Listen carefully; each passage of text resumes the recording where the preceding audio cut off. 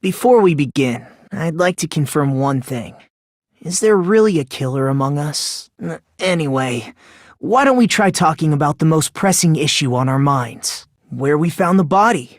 It's very strange to find a body underneath a table. Why was Byakuya's body in a place like that? Try to remember what the body looked like when we found it under the table. Though there was a lot of blood everywhere, there was no sign the killer actually dragged the body through it. So Byakuya snuck under the table for reasons unknown, and that's when he was killed. Then, shortly thereafter, we found his body under the table. The reason why is probably connected to what Byakuya was doing during the party, don't you think? He probably knew someone was planning to commit a murder. You think so too, right, Hajime? Hajime and I found this in Byakuya's cottage. He probably decided to throw a party because of the letter. By gathering everyone in one place, he tried to create a situation where everyone could keep tabs on each other. In doing so, he tried to put the writer of the letter in a situation where they couldn't act. As long as he was determined not to let any of us die, he couldn't take that risk. His strong sense of responsibility made him believe the letter was legitimate. If he had, we would have panicked. Byakuya probably knew that too, which is why those 3 irons were arranged to cause the blackout. They probably checked the old building's energy usage in advance and used the irons to nearly max it out. So once they set the air conditioner's timers, they just had to wait until they started up on their own. No, the breaker in the office was built into a high area of the wall that's impossible to reach. Resetting the breaker in that darkness would have been impossible. No matter what, it's alright. You don't have to worry. Because they're just a petty killer, right? They can't defeat symbols of hope like you guys. There's no way everybody will lose now. This little incident will just be a stepping stone for you all. In the end, hope always wins. That's what I believe. Huh? What do you mean? Oh, is that so? Well, let's just put that minor detail aside for now and talk about the incident. For now, we found out how the blackout occurred. But the question is, who caused it, right? Anybody could have hid and set the timers for the air conditioners. Setting up the irons in the storage room could have been done before Byakuya set foot in the old building. What a shame. Any one of us is capable of that. Unfortunately, it's the truth. Despite the fact that we've discussed this at length, there's not even one clue that leads to the killer. But that might be because there's no way any of us could be a killer. Anyway, I have an idea about what we all should do at this point. Has anyone thought about our situation like this? Instead of surviving by doubting others, isn't it better to get killed for believing in others? You guys only think there's something wrong with me because there's something wrong with you. Suspecting each other like this. There's no way that's healthy behavior. Let's stop this already. We don't have to find out who the killer is. I can't stand this anymore. I don't want to do this to my friends. We're all friends, aren't we? There's no way one friend would murder another. Who cares? Let's just give up already. There are no clues that lead to the killer anyway. Not a single one. Did you say something? I see. Then care to tell me, what's this clue you're talking about? Didn't we already cover that? They use glowing paint as a mark. The desk lamp? I hope you don't mean they turned on a light or something. Me? That's just a coincidence. Seriously! That's all just a coincidence!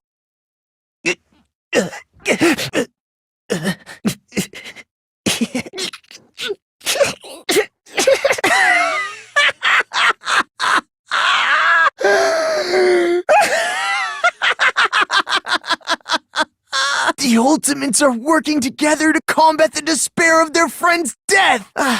How wonderful! How beautiful it is! Let's cut to the chase. You're correct! It was my doing all along. I'm the one who hid the knife under the table before the party started. I'm the one who used the power cord to find my way to the table in the dark. And of course, I'm the one who caused the blackout. After all, there's no way I'd knowingly whip out a knife in front of everyone, right? But I never expected Byakuya to have night vision goggles. Because of that, we had ourselves a little scuffle under the table. And, well, you all saw how that played out. But with a twist ending like this, I think we can all agree this ended up being a very interesting mystery. Byakuya performed admirably. Me? Lie? That's outrageous! There's no way someone like me could ever lie to you guys. I understand better than anyone else that I'm ultimately worthless. I'm too arrogant to have dreams or cling to hope. I'm too disdainful to actually try at anything. I've made peace with the fact that I'm a lowly, stupid, insignificant human who can't do anything right. Yep, I sure did. There's nobody else on this island whose handwriting is that painful to look at, right? I think, somewhere deep in my heart, I was probably hoping to find someone who would stop my evil deeds. Well, I bet if that really was my reason, at least some of you would feel sorry for me. Yep, that's true too.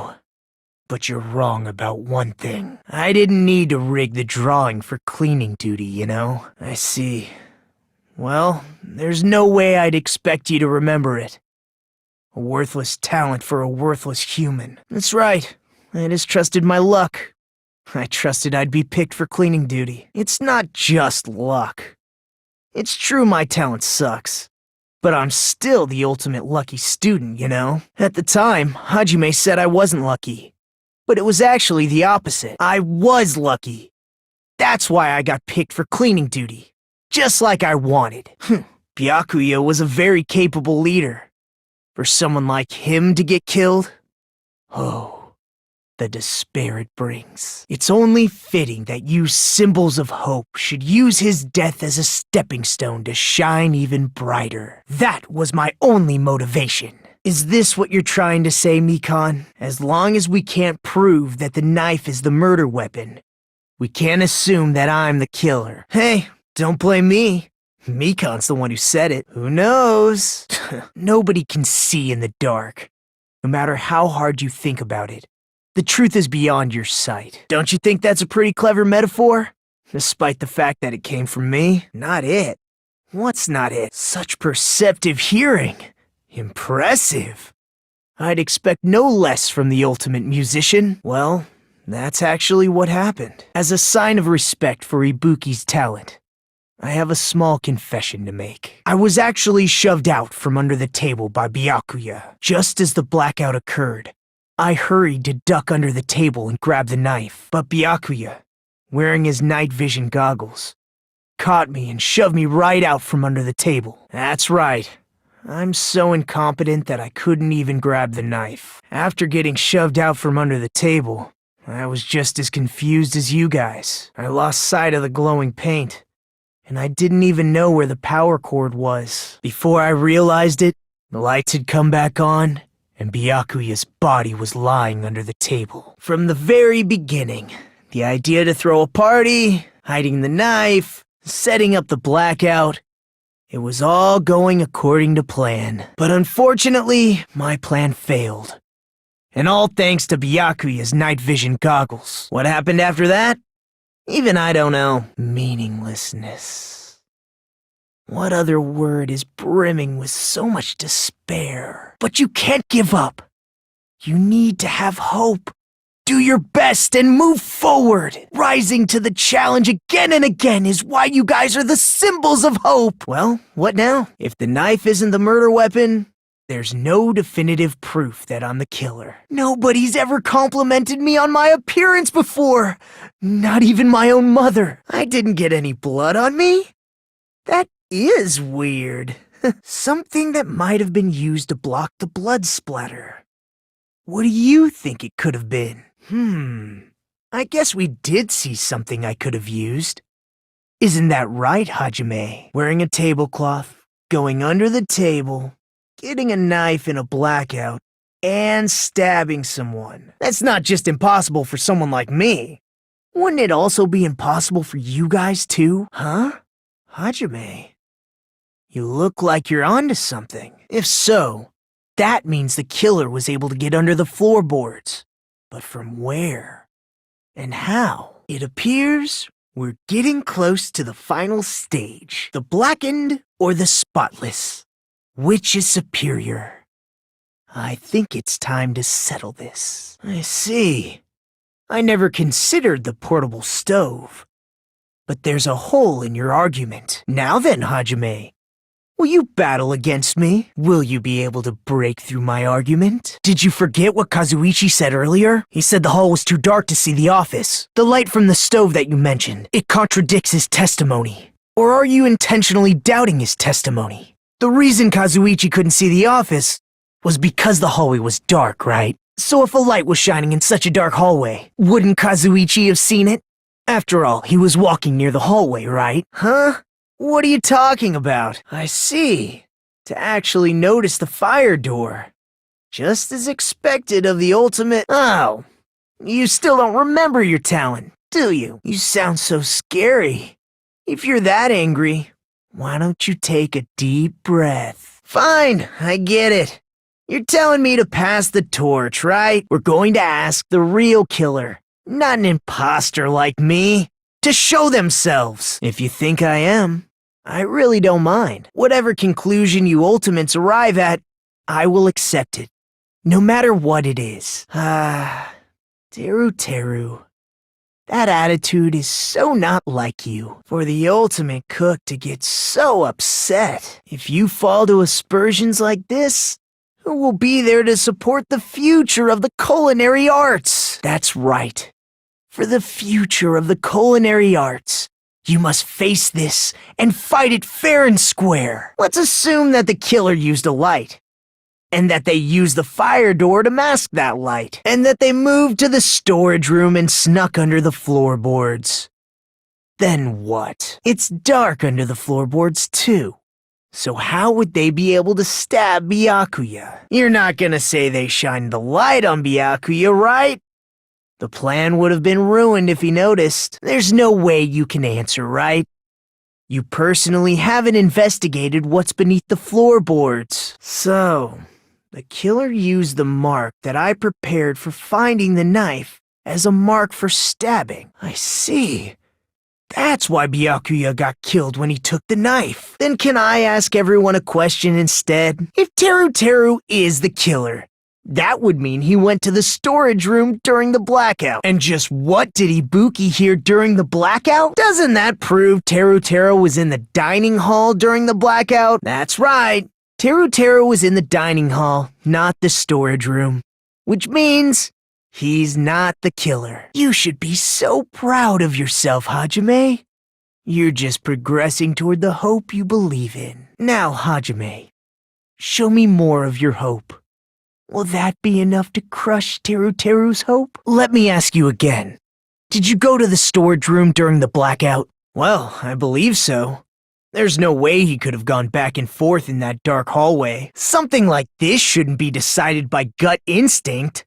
People's lives are at stake. I guess you might have to give up now. Teruteru. I'm disappointed too, you know. It's lonely watching someone I admire reach the limits of their hope. It kind of feels like a broken dream. Huh? But it's already decided, right? After all this, who cares about the weapon? As expected of Teruteru. Such a fantastic weapon from the ultimate chef. Jeez, what a disappointment. Such an unseemly defense for an ultimate like you. Can you really call that hope? Nevertheless, we shouldn't ignore it.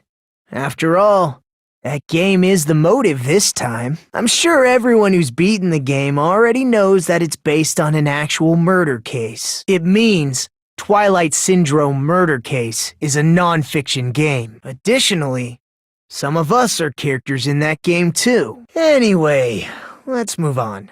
Next is Girl C. Yeah, that's correct. Let's skip Girl E and talk about Guy F. That reminds me.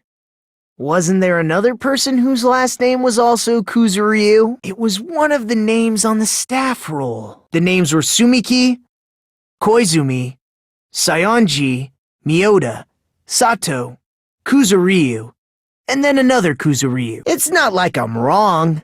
That's how it's written on the staff roll. Since you beat the game, you probably know what this actually means, right? By the way, what role did Guy F's little sister, the other Kuzuryu, play?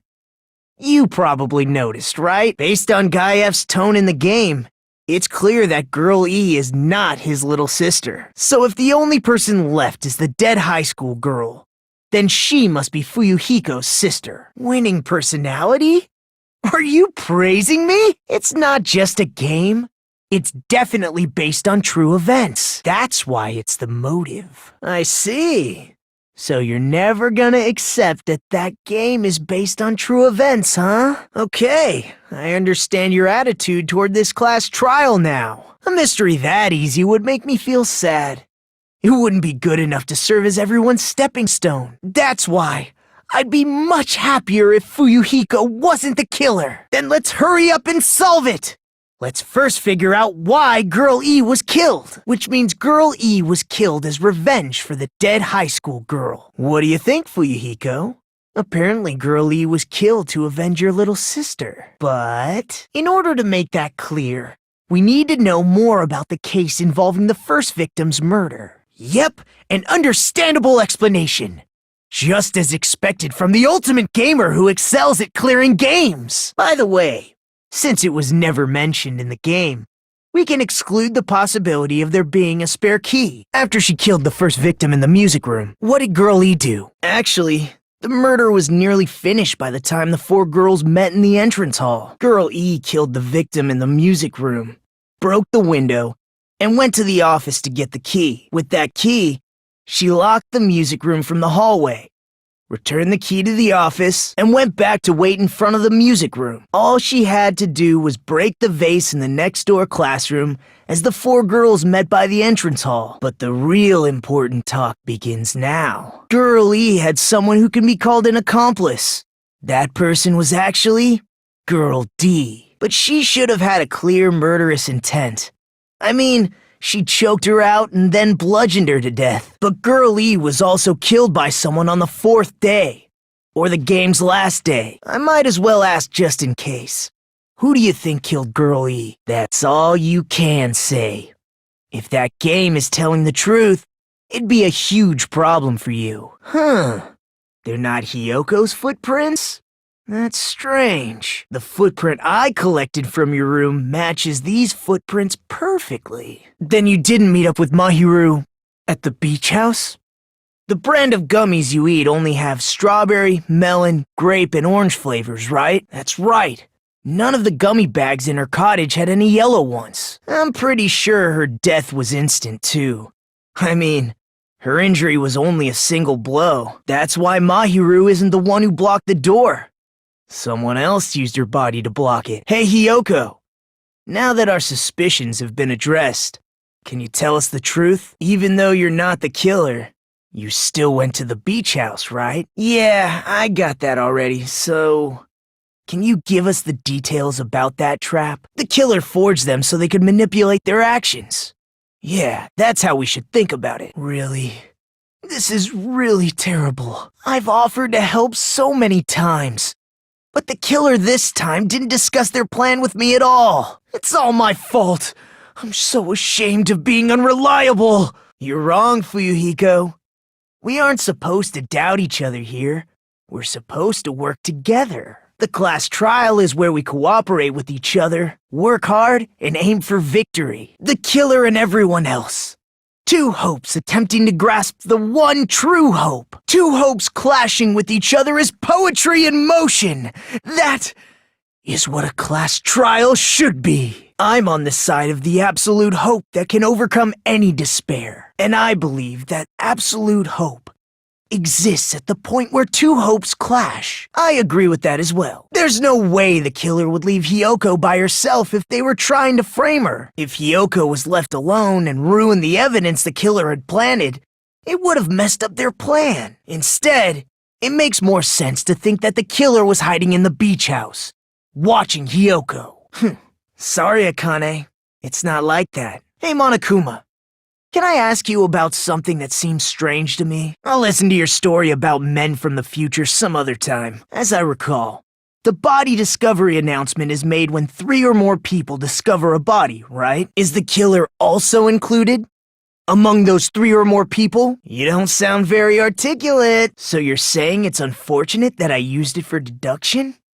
I understand your excuse, but depending on who actually found the body, it's possible that your 3 or more people rule could be deadly. Flexibility, huh? So what about this time? Is it 3 people including the killer or not? Which means 3 people other than the killer discovered Mahiru's body. Nothing. I just thought it was somewhat strange. More importantly, let's get back to our original topic. It's going to be alright. If you guys have come this far, I'm sure you can discover that answer too. Now, let's start the argument, shall we? What did the killer do with the blood on their body? It seems you've realized who the killer is. See? Just as I thought. I see. Not just the bamboo sword, but even the sword bag too.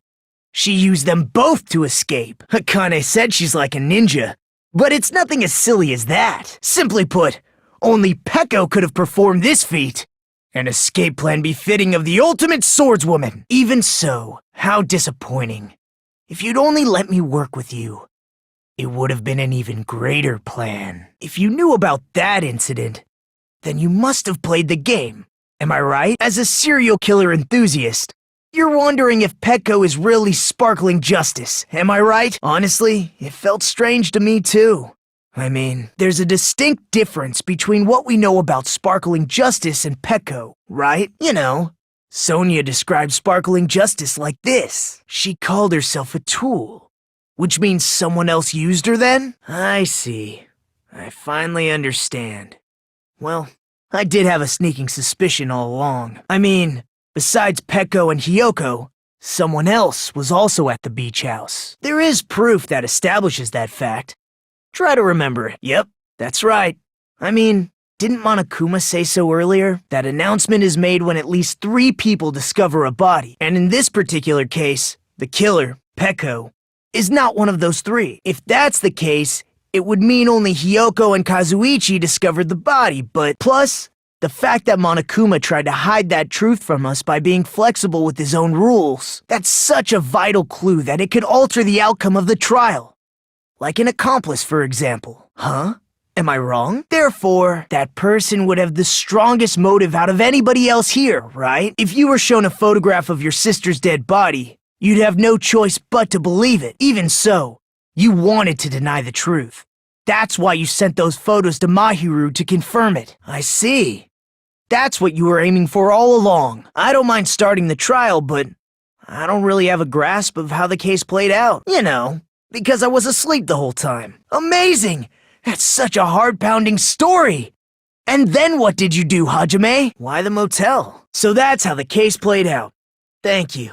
I understood it very easily. Wait, how do I know anything Hajime just said is true? Sorry, I'm only being impartial right now.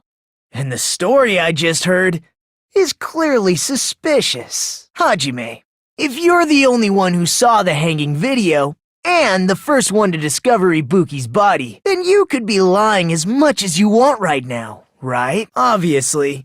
So you could make us ignore what might be an inconvenient truth for you. If you're not lying, I would like you to prove it. Come on, try to prove it to me.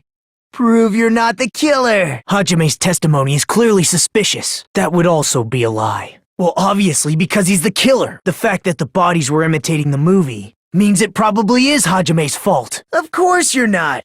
I already knew that. Before the incident, Hajime had never watched that movie. His invitation ticket is proof of that. Each person only received 1 ticket, and they're marked with a stamp that shows the date and time. Isn't that right, Monokuma? Which means there's no way Hajime, who never saw the movie, could commit murders that imitated it. Or did anyone tell him what happens in the movie? Of course no one did, right? Well, since we're opening with your witness testimony, I thought we should solidify the foundation. It also provides a good warm-up. Don't get mad. I just think warming up is really important. Especially since this isn't a game. There's another person who doesn't have an alibi. You know, Nekomaru. If they couldn't have done it while Hajime was away from the venue, they must have done it earlier than that. And when you went back with everyone else, Hyoko's body was there too, right? But it's possible that the body was just revealed at that time, when Hyoko was actually killed earlier. Of course, the body wasn't revealed on its own. The killer did that too. Here, I have proof. That's right, but just what is this scrap anyway? You're right. If you overlay the scrap that was caught on the lighting with the tear in the wallpaper, see? It fits perfectly. A mere nobody like me isn't important enough to answer that. But if you guys were exceptional enough to identify that scrap of paper, you can figure this out easily. Well, that's understandable. I mean, it makes sense that you'd notice Ibuki's body right away. The baton lighting forms a perfect circle around the pillar, so using it to hang the wallpaper totally fits. The killer must have been in a hurry. If their plan took too long, Hajime could have walked in on them, but the crime itself would be much easier to pull off since they don't have much to do while Hajime's gone. They just have to peel off that wallpaper and stash it in the storage room. It's not that big of a deal. Good point. And on that note, it's about time we shed some light on those imitation murders. Based on what we know, the reason the killer chose these imitations isn't that difficult to figure out. Wait a sec. There's something I want to run by Monokuma first. Hey, if the victim actually committed suicide, what are we supposed to do? Well, I mean, I understand Hyoko's death, but I'm wondering if Ibuki was really murdered. For example, it's possible Ibuki killed Hyoko, and then committed suicide due to a guilty conscience, right? She was afflicted by the despair disease, remember? That means anything can happen. Then she was alive! When Hajime first discovered Ibuki, she was just pretending to be dead. If she waited until Hajime left, that's when she could have made her move and mess with the crime scene. I see. So that means there's no doubt that someone killed those two. I'm glad. Now I'm free to search for the killer. There's still one more issue on my mind. If Ibuki didn't commit suicide, then just what was that video Hajime saw? According to that video you saw, Ibuki was by herself when she climbed the stepladder, right? Then does that mean someone forced her to do it? I don't know anything about that. So Ibuki hanged herself right before Monokuma's announcement. And since we established that Hyoko was killed before Ibuki, that means the time that the murders occurred was before and during the announcement. We can exclude the sick people like me and Akane, right? But committing an imitation murder, is that really all it was? Faking the time the crime occurred by falsifying the murder sequence?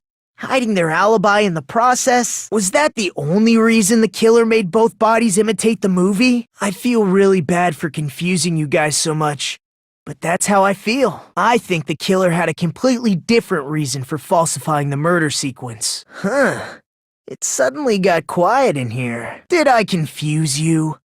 If so, I wish I could die from self-loathing. If that's the case, it would have been just dandy if they had gone ahead and killed me too. If that happened, the imitation would have been perfect. So why didn't they do that? That rule is too harsh. I couldn't get killed because of that. Oh, am I allowed to speak? I'm so happy I'm getting goosebumps. Everyone actually needs help from scum like me! I was thinking about it while I had my mouth shut. But now I'm finally able to come to a conclusion. Ibuki definitely didn't commit suicide. I thought there might be a possibility that she faked her death and tampered with the crime scene. But now I remember. There was blood on Ibuki's slippers. So if she faked her death and walked around the music venue tampering with the crime scene, there'd be bloody footprints left in various places throughout the venue. So that's why I think there's no way she faked her death. There's no way Ibuki committed suicide. Really? That's annoying. I guess I should just awkwardly laugh about it then. You noticed such a small detail! How amazing! This is truly the talent of a chosen ultimate! But that's something only Hajime would know. since he's the only one who saw that video. That is truly strange. If the video showed the moment of Ibuki's death, then Hiyoko should have already been dead by that point, and there's no way the video was recorded in advance. If that's the case, the only thing I can think of is you're suggesting that the stepladder in the video isn't the only thing that's different. Am I right? That's amazing, Chiaki! All that gaming has given you incredible deduction skills! Is it okay to say that? And the moment Hajime left the music venue, the killer put back the camera they took. I see. The conference room.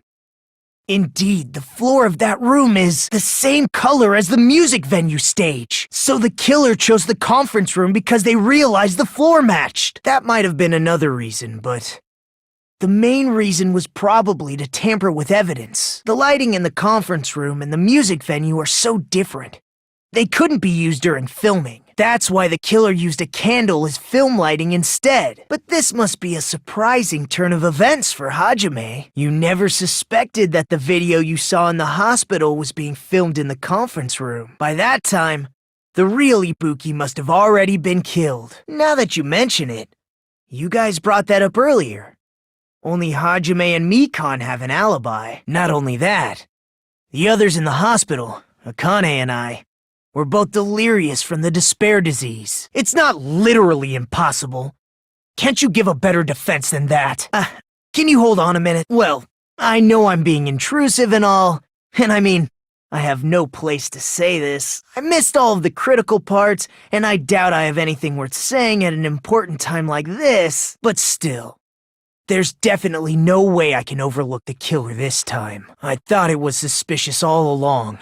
From the very beginning. Investigating with the suspect in mind creates a different result than investigating with no leads. Well, thanks to that, I was able to discover a truth that nobody else knows. I've been so focused on everybody else this trial.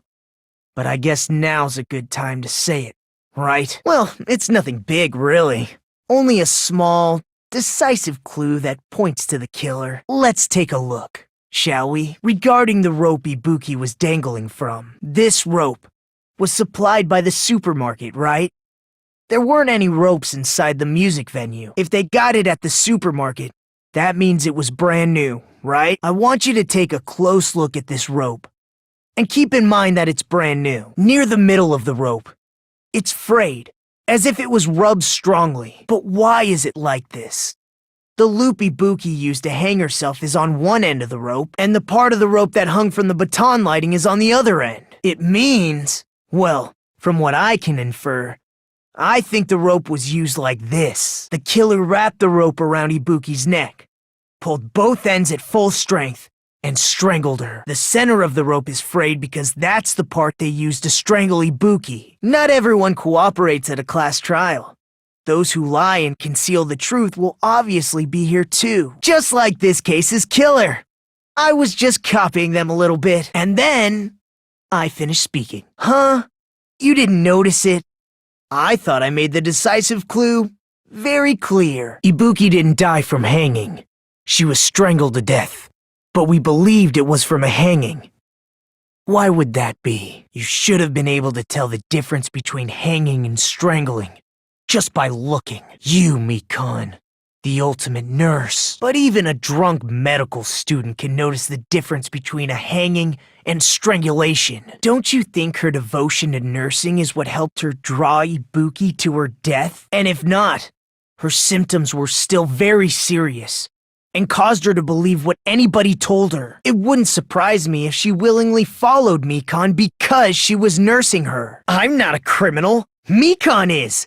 I mean, she's a killer, you know. I'm sorry, but there's no way I can forgive you. I just can't forgive this crime at all. I see. You guys are kind. Well, if that's the choice everyone makes, then the only thing I can do is back off, I guess. But is that really okay? Is that everyone's hope? Is acting like this your strategy now? Well, this is annoying. Plus, to be honest, I've run out of ideas. How can we get you to admit it? That's the issue. We can't think of anybody else other than you who could have filmed that video. The only reason Mikon knew the camera angle Hajime had seen is because you're the person who actually filmed that video. Is that right? Taking your stubbornness this far. Such despair. It seems her desperate struggle is finally coming to an end. Huh?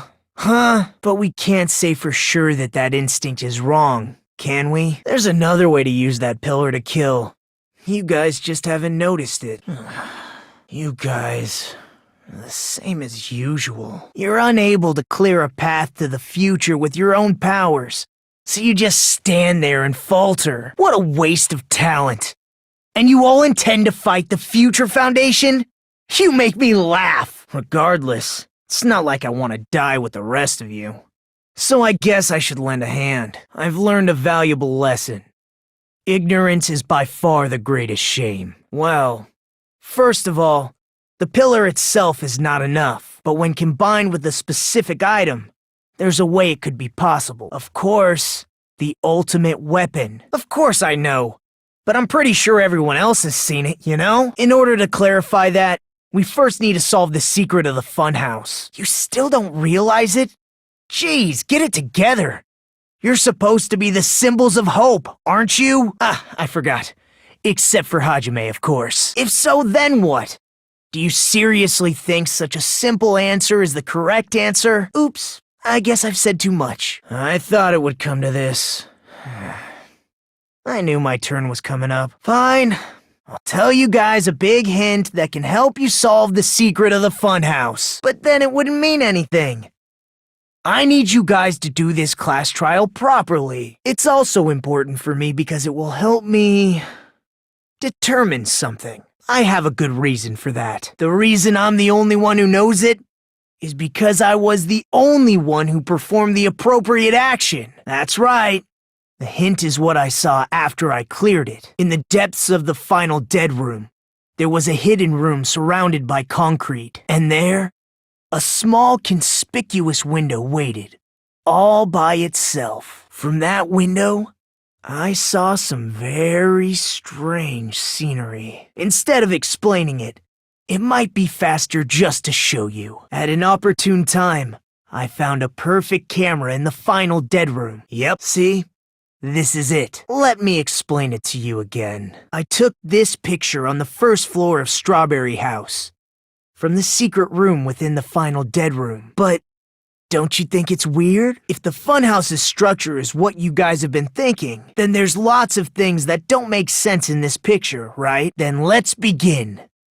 Shall I call it thinking time? Yeah, it should have been. I see. And is that it? That's right. Good call. In summary, this is the truth contained in this photo. The first floor of Strawberry House is located in a high area, and Grape House is not behind the tower. From this point on, do your own thinking. Now that you've finally met the same requirements as me, if you guys are truly symbols of hope, you can easily solve a simple mystery like this. It might be possible for Hajime to solve it too, even though he's just a normal high school student. Despite the fact that you don't have a real talent, you already know about the other clue. I'm asking you just to be safe. At the time, where do you think I came from? Such sharp eyes. So you realized it already. What does it mean? Then let me hear it. What kind of answer will you give, I wonder? In order to conceal the unique design of the funhouse, Monokuma put us to sleep so we couldn't look at the outside of the building when he brought us to it. It was probably wrapped there by the killer to keep us as far from Strawberry Tower as possible. Because of that chain. You guys thought you couldn't enter there, right? The killer destroyed the Strawberry Hall button, so we'd stay away from Strawberry Tower. Everything was done to tamper with the evidence, so we wouldn't find out about the secret of the funhouse. The appearance of a body in the tower would contradict what we thought we knew about the building. In that situation, if we'd gone to Strawberry Tower, we'd have seen that contradiction firsthand, and using that as a clue, we might have discovered the truth. The truth that the two houses and the two towers are actually one complete vertical building. The killer wanted to keep us from learning that. That's why they made us stay away from Strawberry Tower. It would have been a major inconvenience. After all, this funhouse is strongly connected to the ultimate weapon that killed Nekomaru. Huh? You still don't know what the ultimate weapon is yet? It's what I found at the Octagon, you know. Oh my... I can't believe I have to explain that now. As long as you know what an Octagon means, you can solve this simple mystery easily. I didn't expect you to know that. For a substitute reserve course student, you're quite knowledgeable. I guess I should continue listening. Where is the place befitting of the name Octagon? That's basically the gist of it. The true identity of the Octagon is that secret room in the depths of the Final Dead Room. In actuality, that place contained various weapons. That's a little different. I learned the true identity of the ultimate weapon at the Octagon. The true identity of the ultimate weapon is the funhouse, which means the killer used the building structure as their weapon and killed Nekomaru. Like me, the killer probably realized the secret of the funhouse from the scenery, and then thought of a way to kill making use of the building structure. That's why the killer tried to keep us from learning the mystery of the building. But more importantly, using the building itself as a weapon? Such a spectacular crime. It truly deserves to be called the ultimate weapon. There's no way I'd lie at such an important moment. I don't want to die either. He's right. There was a time when I thought I could become a stepping stone for your hopes, but I will sincerely retract that remark. I'm disappointed too, you know.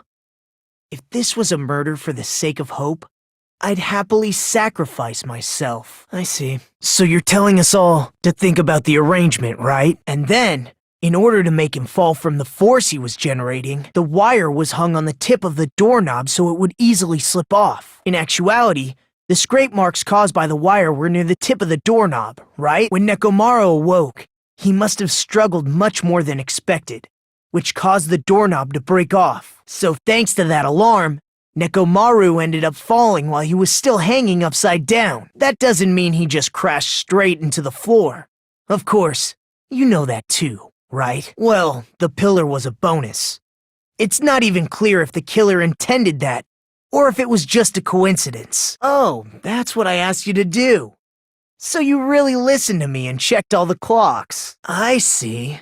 So the killer messed with the time inside the whole building by changing all the clocks. This is truly fantastic! Or his scream.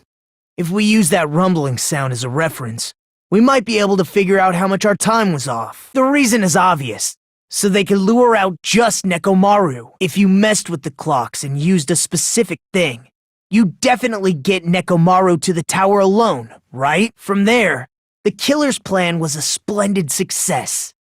That's all it means. We were required to go to Grape Tower every morning at 7 a.m. for that activity, right? But if they mess with all the clocks inside the building, what would that do to us? That's right. In doing so, the killer was able to lure him to the tower by himself at the precise time. If I recall, you witnessed Nekomaru around 5 a.m. And if that time was also 2 hours off, it should have been 7 a.m. Yeah, that's pretty much it. At that time, he was heading over to Monokuma Taichi, right on schedule. Let's just ignore the peanut gallery. Now that we've found out how the killer lured Nekomaru, the number of suspects has drastically decreased. You'll know I'm not lying when you listen to what Fuyuhiko's going to say next. You witnessed Nekomaru going toward the tower. Did something else happen after that? If I may be frank, even if I wanted to go to the lounge, I couldn't. Not only did I not hear the alarm, I never even heard that rumbling sound. You still don't know. Think about what the three of us who didn't hear a sound have in common, and I'm sure you'll figure it out. That's right. It was because the deluxe rooms have superior sound insulation. You actually noticed that. Nice catch, Hajime. Are you using your ultimate reserve course student talent? Now then, you guys must understand by now, right? The true identity of Nekomaru's killer. Why? Well, that fact just now is a very important clue, and a decisive factor in identifying the killer. Gundham probably couldn't return to his room because of Fuyuhiko. After you saw Nekomaru heading to the tower, you stayed at the lounge for a while. Am I correct? Until the moment that alarm started ringing, right? If you were in the lounge for that long, the killer who had left earlier obviously wouldn't be able to go back. In their original plan, the killer should have returned to their room before the alarm in the lounge went off. And they were supposed to stay in their room. They weren't planning to come out and go to the lounge. The best case scenario would have been if those two in the lounge had gone to check the deluxe rooms. After all, if they personally saw the killer sleeping in their room, it gives the killer a stronger alibi. Unfortunately, they failed to secure that alibi, so the killer couldn't go back to their room, and ended up hearing the lounge's alarm. If those two had just checked the deluxe rooms as planned, that would have been ideal, but how ironic. The moment Fuyuhiko set foot in the lounge, your plan was doomed. I see. You're still holding out. Well, you don't have to admit it. We're going to decide who the killer is with the majority vote anyway. So, why don't we just go ahead and start voting? It's obvious that Gundham is the killer. You know, Hajime, this class trial, this killing, it's merely the opening act, you know. Perhaps I should say, it's just a farce. Just a boring farce. So boring, so stressful. I'm so painfully bored that I might develop stomach ulcers. Seriously. Let's just hurry up and finish this before I collapse from poor health. Well, let's just leave that fun for later. And finish this opening act already. But he's completely shut up. Perhaps he can't argue anymore. Huh? What are you talking about? Jeez. Once again, I let the reserve course show off. But you're right. There's a door on the floor of the octagon, which is on the first floor of Strawberry House. After I opened the door and went down, surprise, surprise! I ended up in the Monokuma Archive, which is on the third floor of Grape House. Plus, once you've cleared the final dead room once, you can pass through it as many times as you want. The only place I can think of is the octagon. There were various weapons and tools there. I'm pretty sure I saw stuff like wires, hammers, and chains too. It seems this is the end. Normally we'd end up listening to Hajime lecture us with a very long summary of the case, but there's no reason to waste any more time on this opening act, so I'm going to end this right now. First of all, by messing with all the clocks in the building, Gundham tried to lure only Nekomaru. The elevator was probably broken by that point. Thanks to that, Nekomaru wasn't able to go to Grape Tower, which was supposed to be the meetup point. So he tried going over to Strawberry Tower, just like we did when we found out the elevator was broken. Well, it's obvious he'd attempt that. At that time, we didn't know the two towers were the exact same place. Also, the button in Strawberry Hall wasn't broken, so he was easily able to enter Strawberry Tower. But surprise! Gundham was waiting for Nekomaru's arrival. Their plan was a balancing act of uncertainties. But even if they failed, they probably wouldn't have minded. They can just greet everyone the next morning as if nothing happened, and come up with a different plan. I'm going to continue summarizing the case, okay? Through this, Gundham successfully lured Nekomaru to Strawberry Tower. There's no way he could fight head-on with the robotic Nekomaru, so by pressing the goodnight button, he rendered Nekomaru powerless without fighting him. What's wrong with that? Why are you angry all of a sudden? And with this, the world will continue to loop. I'm Nagito Komaeda. Nice to meet you. Hey, you're right. Are you okay? Sorry. Hajime, what happened? But, nope, I'm lucky. Yep, how admirable. Thanks. Hello there. I'm glad. All right, bye now. How unexpected. You caught me? Well, actually, this is... that's not it. I see. Perhaps Now then, you don't know? How mean. But listen carefully. I see. It's obvious. It's the truth. Hope will never lose against despair. Wait, could it be? That's... How unfortunate. Man, well, someone like me, no good at all. I can't... There's no mistake. That's your destiny. Isn't that right? Now. Stop it. You stay quiet. You don't even know? Bow to me. You have no luck. Such despair. I leave it to you. Why? Jeez. Well, that's obvious. Such a waste. Huh? What? That's weird. What to do? This is troubling. Such despair. Such hope. Amazing. Great.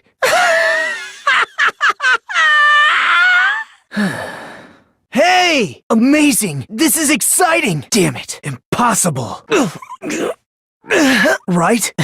Now then. Well, and, see? How about it? Wait! You're the worst! No, that's wrong! Please, don't forget, from the bottom of my heart, I am truly in love with the hope that sleeps inside you.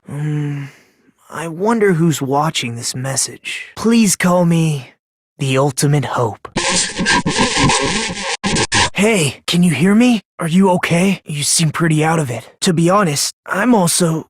No, everyone else feels the same too, since we suddenly got put in this weird situation. Hey, are you listening? Ow! For a long time, humans have been taught that if you try hard enough, you can accomplish anything. Even if we weren't told this directly, you'd know it just by looking at the world around us. The internet, TV, and newspapers are overflowing with hopeful messages that say exactly that. But people who can't win, people who don't try to win, people who try their best and still can't win, they are all worthless trash. There are two kinds of people in this world.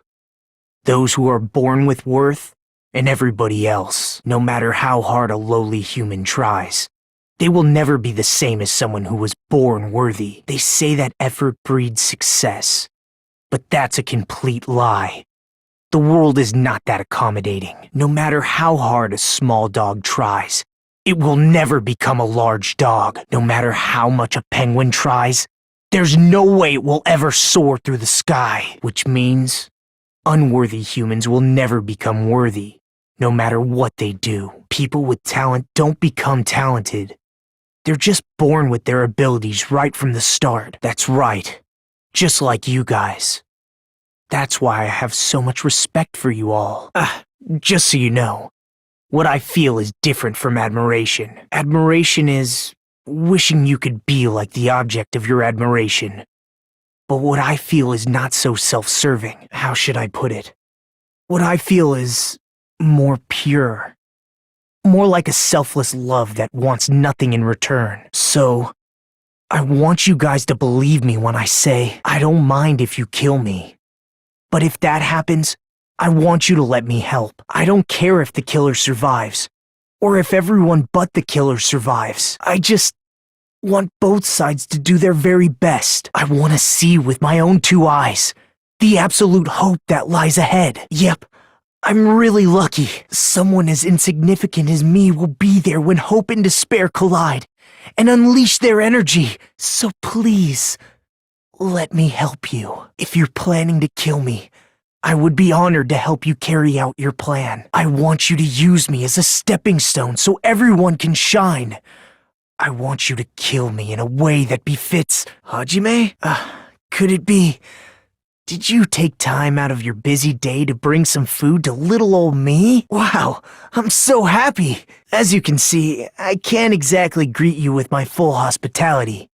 But feel free to relax. Huh? What happened? Your face looks kinda scary.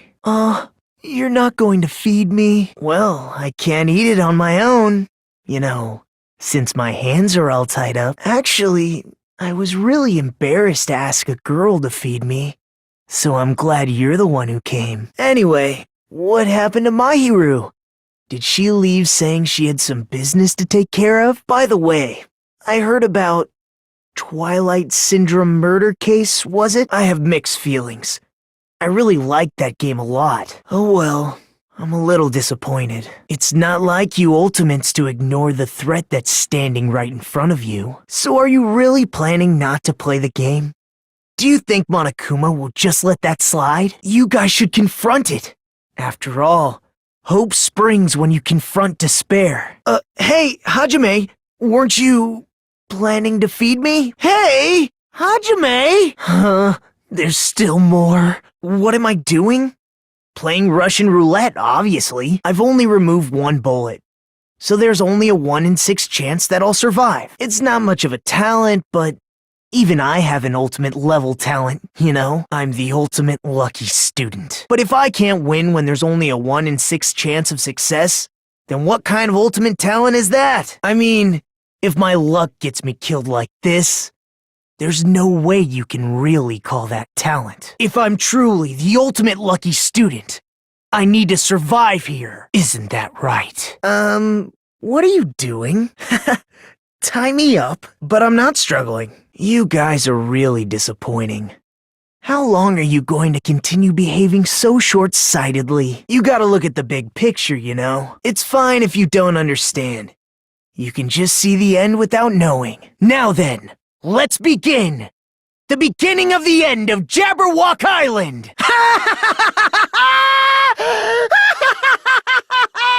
It's amazing! These amazing fireworks surely befit the beginning of the end! It's over. This is the end. The killings are done for good, scapegoating the weak in the name of justice, while fearing when the others will stab you in the back. This game of self-righteous hypocrisy ends now! And to do that, I will destroy Jabberwock Island! That was just a little demonstration. That's why it's the beginning of the end. The actual bomb I'm going to use isn't nearly as weak. I've set up a large number of bombs in a certain area of the island. If all those bombs explode, the force will be enough to wipe out this entire island. Of course, I doubt we'll walk away from this unharmed, but there's no other way.